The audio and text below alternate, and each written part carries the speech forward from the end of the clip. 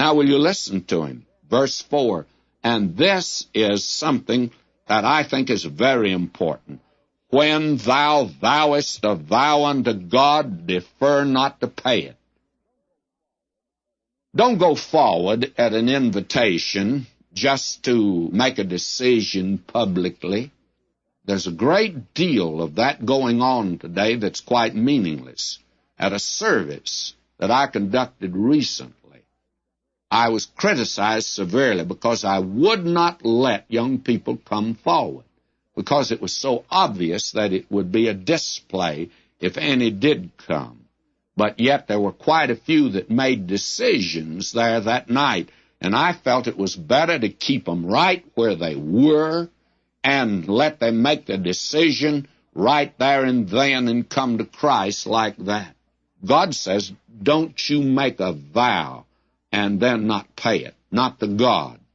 And how many folk have been forward in meetings, and it's meant nothing in the world at all.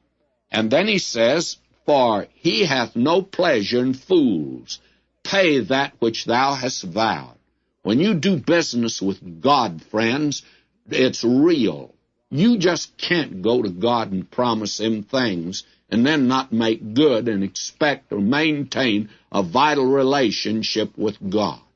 Oh, I tell you, there is a lot of pious talking today and pious promising, but it's absolutely meaningless because it's never carried out.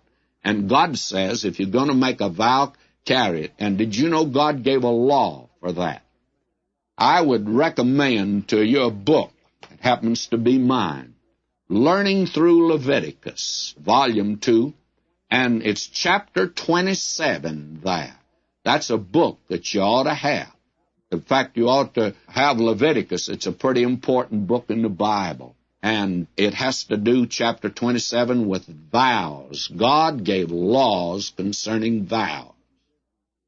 When you do business with God, you better mean what you say, because God's going to hold you to it. And I think today that there is many a person that's off of the mission field, many a preacher that's out of the pulpit, many a Christian that's been put on the shelf because he promised God something and he didn't mean it at all, and God just happens to hold you to what you say, my friend. This is not religion when you're dealing with God.